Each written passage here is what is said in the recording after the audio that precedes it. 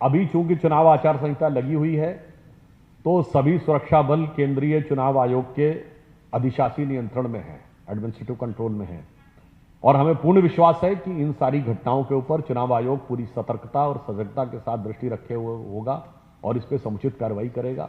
परंतु यह आश्वस्त रहिए कि 4 मई के बाद यहां पर किसी भी प्रकार की हिंसा करने की कोई स्थिति नहीं बनेगी और पश्चिम बंगाल, वो जो भद्र लोग कहा जाता था, वो अपनी भद्रता और गरिमा के साथ पुनः स्थापित होगा। जो लोग बांग्ला अस्मिता की बात करते हैं, पहला तो प्रश्न मैंने यही कहा, उन्होंने अपने संकल्प पत्र का नाम ही बांग्ला भाषा में नहीं रखा और यूसुफ पठान बाहर से आता है, चुनाव जीत के चला जाता है, जो बांग्ला का एक शब्द नहीं बोल सकता है।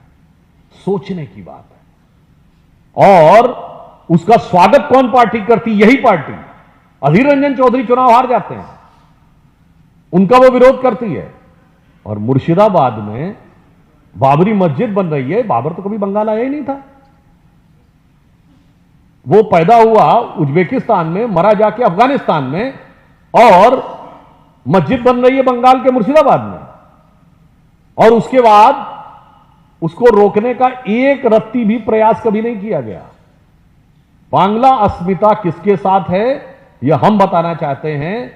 वो उस विचार के साथ है कि बंकिम चंद्र चट्टोपाध्याय जी के वंदे मातरम का 150 वर्ष पूर्ण होने के ऊपर संसद में विशेष डिस्कशन हुआ और प्रधानमंत्री श्री नरेंद्र मोदी जी ने निर्णय लिया कि अब वंदे मातरम पूर्ण रूप से गाया जाएगा, खंडित वंदे मातरम नहीं गाया जाएगा जो तुष्टीकरण की बलिवेदी पे चढ़ गया था। मैं पूछना चाहता हूं, तब तो ममता बनर्जी जी कांग्रेस में ही थी, 1968 तक इंडिया गेट के ऊपर जॉर्ज फिफ्थ की मूर्ति क्यों रही? आज वहां पर प्रधानमंत्री श्री नरेंद्र मोदी जी ने नेताजी सुभाष चंद्र बोस की मूर्ति लगवाई। मैं ये पूछना चाहता हूं, भारत के पहले प्रधानमंत्री के रूप में जवाहरलाल नेहरू जी को कहा जाता 15 अगस्त 1947 को, वैसे वो इंटरिम सरकार के चीफ के रूप में 2 सितंबर 46 को बन गए थे, मगर उनको तो 46 में शपथ वेवेल ने दिलाई और 47 में शपथ माउंटबेटन ने दिलवाई। मगर नेताजी सुभाष चंद्र बोस ने 1943 में जो एक्साइल गवर्नमेंट बनाई, किसी अंग्रेज वाइसराय से द्वारा शपथ नहीं ली थी। उसके 75 साल पूरा होने पर 2018 में 26 जनवरी को प्रधानमंत्री श्री नरेंद्र मोदी जी ने उनके जितने भी जीवित लोग थे आईएनए के, उनको ससम्मान गणतंत्र दिवस परेड में ले जाकर स्थापित किया।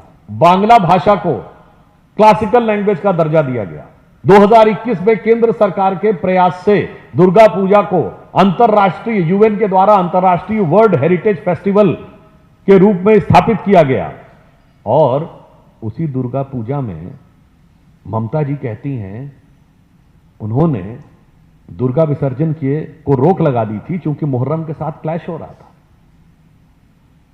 तो सोचिए कि कौन किसके साथ आके खड़ा होता है। और फिर इतना ही नहीं, हमने अपने चुनाव घोषणा पत्र में भी यह बात कही है, संकल्प पत्र में, कि कोलकाता को भी हम लिविंग हेरिटेज सिटी का दर्जा यूएन के द्वारा दिलवाने का प्रयास करेंगे। जहां तक महिलाओं के सशक्तिकरण की बात है तो भारतीय जनता पार्टी की एक स्थापित नीति है। 15 अगस्त 2014 को जो पहली उद्घोषणा प्रधानमंत्री जी ने की थी लाल किले से, उसमें बेटी बचाओ बेटी पढ़ाओ की बात कही थी और इसके अंदर बदलाव दिखा है लिंग अनुपात में, नवजात बच्चों में। फिर इसके अलावा हमने हर राज्य में करके दिखाया है। जो मैंने अभी अपने उद्बोधन में बोला उसको रिपीट नहीं करना चाहता हूं। उज्ज्वला योजना हो, आज पूरे देश में अगर आप देखें 4 करोड़ प्रधानमंत्री आवास मिले हैं, 5 करोड़, जिसमें 4 करोड़ में महिला उनकी ओनर है। मैं दावे से कह सकता हूं 2014 से पहले गरीब वर्ग की 4 करोड़ महिलाएं ये कल्पना ही नहीं कर सकती थी कि मकान उनके नाम होगा और उसमें ओनरशिप उनकी होगी। फिर हमने राज्य दर राज्य करके दिखाया है। इवन हमारी सरकार आने से पहले जो गुजरात में काम हो रहा था, जो मध्य प्रदेश में काम हो रहा था, आप याद करिए शिवराज सिंह चौहान जी का नाम मामू तो उस जमाने में पड़ा था, लाडली लक्ष्मी योजना ये तो यूपीए सरकार के समय की बात है। और हमारी केंद्र में सरकार आने के बाद महिलाओं का फुल फ्लेज्ड कमीशन हुआ भारत की सेना में। पिछले ही साल जो सीडीएस से पहला बैच एनडीए से निकला है, उसमें 17 वुमेन आके निकली हैं। पुलिस में अलग व्यवस्था हुई।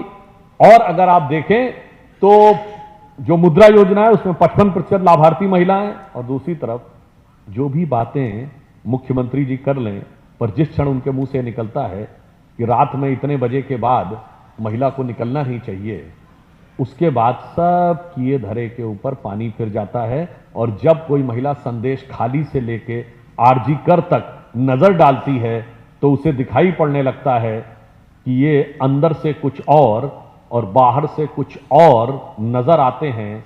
बाखुदा शक्ल से आगे आप खुद समझ पाते हैं। पिछला जो पश्चिम बंगाल सरकार का बजट है, आपने अगर बजट को ध्यान दिया हो, 1100 करोड़ रुपए इंडस्ट्रियल डेवलपमेंट के लिए, 182 करोड़ रुपए साइंस एंड टेक्नोलॉजी के लिए, और मौलवी, मुअज्जिन और मदरसे के लिए 5713 करोड़, 5713 करोड़। मुअज्जिन अगर आप लोग ना समझते हो तो जो अजान लगाता है खड़े होकर, उसको भी सैलरी दी जाएगी। इसका मतलब बहुत साफ है कि ममता जी के शासनकाल में अब पश्चिम बंगाल में मां माटी मानुस की जगह मौलवी, मुअज्जिन और मदरसा ने स्थान ले लिया है। ये उनका बजट 5713 करोड़ का बजट, वो सरकार जिसका जीडीपी का 1/3 कर्जे में डूबा हो, वो अगर इस तरह लुटाने को तैयार है तो आप समझ सकते हैं कि वो इस डेस्परेशन में कार्य कर रही हैं।